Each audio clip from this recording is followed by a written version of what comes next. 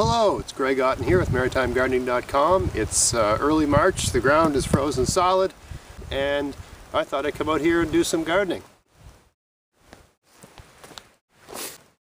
So just to give you a sense of what happens in a cold frame when everything else is frozen, about -4 outside today, -3 perhaps by now. And I lift this thing off here and have a look. So what's the thermometer say?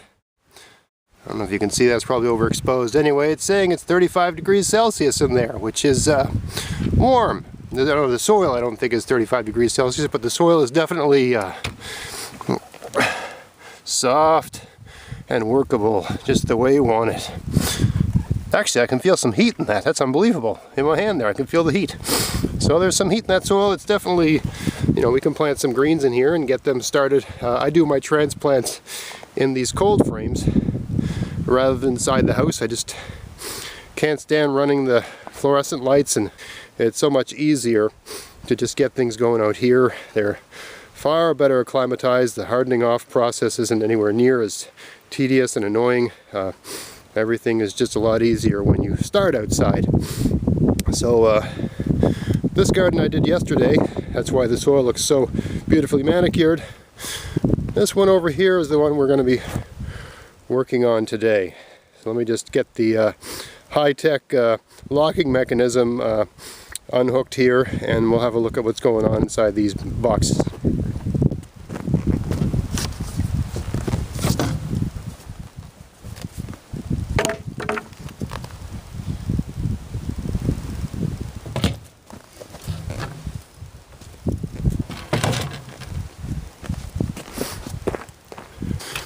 Alright, so we have a look in here, and you can see that the soil is not manicured. There's a bunch of different manure, some chicken manure, some sheep manure, and the existing soil that was there the previous year, which was just almost 100% clay that was already here before I built gardens, and some horse manure from the previous year, which worked into the soil and really helped loosen it up. So let's have a look at what we got here. Alright, so it's all thawed. The ground elsewhere is hard. I'll show you elsewhere in my garden, but you're just going to have to trust me on this. All the garden beds, the raised ones, the not raised ones, everything in the garden is frozen to varying degrees. Generally speaking, the raised beds are the last to thaw, and the ones that are right at grade tend to thaw nice and early. Anyway, there's a lot of rough stuff in this soil here, which is fine. But for transplanting, I want that rough stuff, you know, I want some nice, fine, smooth, beautiful loam to be planting in. So what I'm going to do here is I'm going to take the soil out. I don't do this every year, it's just nature, the conditions are such that it makes sense this year. Oh, these are all over the place. So I'm going to show you how I go about doing that. And when I'm done, this bed will look like the one over there.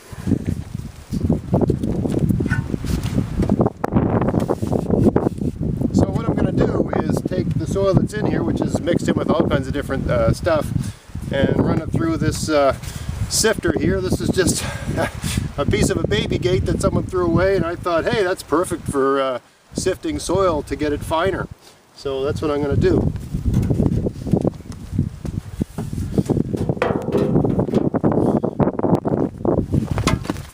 Alright, so it's not a very complicated process. You just get this stuff into the sieve there, and once you get a manageable amount, you give it a shake.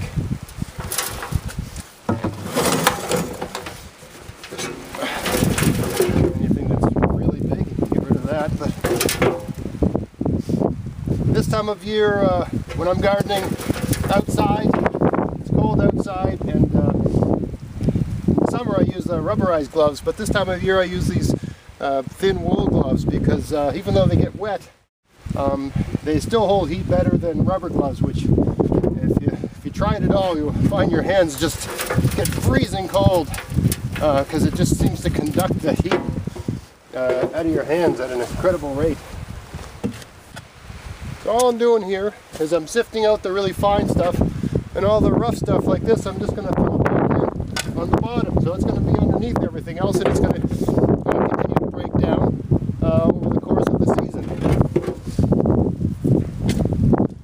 just continue on like this until I've worked all the soil in the bed. I don't do this in my other gardens at all. This is just a transplanting, early season sort of thing. So that my transplants have ideal conditions to get going. It's just probably not necessary. It's just one of those things that I want to get outside and get out in the sun and get out in my garden and get going with the season. And since the soil's workable here, it's not workable anywhere else in the garden, it just makes sense to get out and do something. So you can see in this, there's just still some bits. These are horse manure pucks, basically. So they still haven't completely broken down. Not a big deal. They're full of good stuff. Great for the soil. People talk about seeds in horse manure, but if you work with it, sure, it does tend to have a lot of grass and clover seeds in it and other kinds of weeds. But they, generally speaking, they only germinate once. So I mean, the season you put the horse manure in, yeah, you're going to have some weeds. So you let them all sprout, and then you pull them all and kill them, and then they're gone. And then you got beautiful soil that costs nothing. Horse manure it's either free, or if you go to a horse stable, maybe they've got a tractor or something, if you've got a use of a truck, a pickup or something, they'll load it into your pickup. They'll give you all you can take, maybe only charge you $20 just for their time, which is still about the best deal in town. So I'm going to continue on with this, and then I'll show you where we are at the end. So now in the garden box, I threw all the rough stuff that got sifted out back in. And what I'm going to do now is just level that and tamp it down a little bit with a rake, just so that it's, reasonably consistent. And you don't want too many air pockets down there, because we want air in our soil, of course, but not so much that all the water goes through and the roots don't have good contact as they develop. So that's what I'm going to do right now with my rake.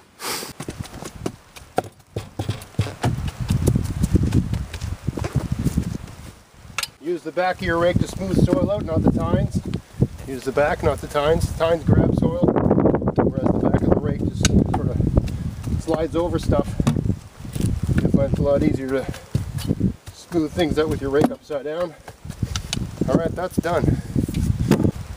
Now I can put this beautiful loam on top. I didn't have to go buy it.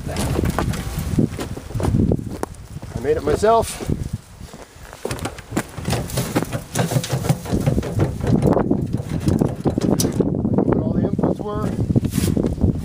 Didn't cost a thing.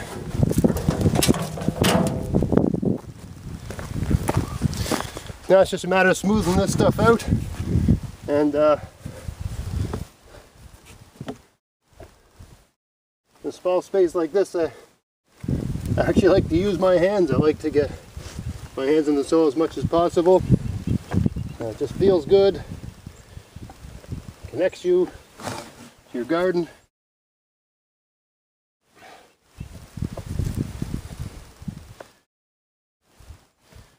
That's all it takes. There, so now this bed's done. This whole thing, if I wasn't filming, this whole process take me about 5 minutes, maybe 10 at the very most, probably 5 minutes if I really go at it. So not very hard, and totally worth it. Totally worth it. And I'm going to plant some greens in here, some spinach and stuff like that. And then around the middle of April, I'll move them to other parts of my garden. I straight seed most of my plants, but I do transplant a few greens just so I can have them a bit early. But then around the middle of April, in these garden boxes, I plant peppers, eggplants, and tomatoes in these around middle of April, because they grow really well out here under full sun. And by around June, which is when you'd be putting them into the ground, they're hitting the roof, they're hitting the glass, and I just take the glass off, put it away, and just leave them open for the rest of the summer.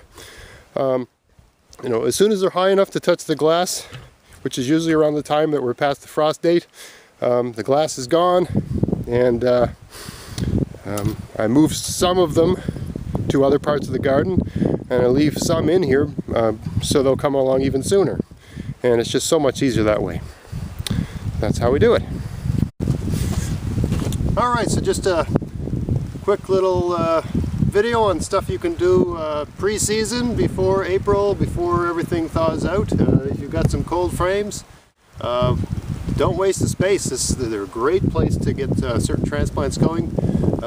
Various greens, lettuce, kale, kohlrabi, that sort of stuff. They'll germinate in there if conditions are right. It really depends on, if you have a weird weather pattern where it just gets ridiculously cold for a week or so, it can slow things down. There's nothing to take those risks. I mean, we're risking a couple of dollars worth of seeds. It's not really a big deal, and if we'll just see what happens. But it's totally worth the time. If you like this content, like us on Facebook. Check out our podcast, maritimegardening.com, and until next time, get out there and get at it. Thanks, bye.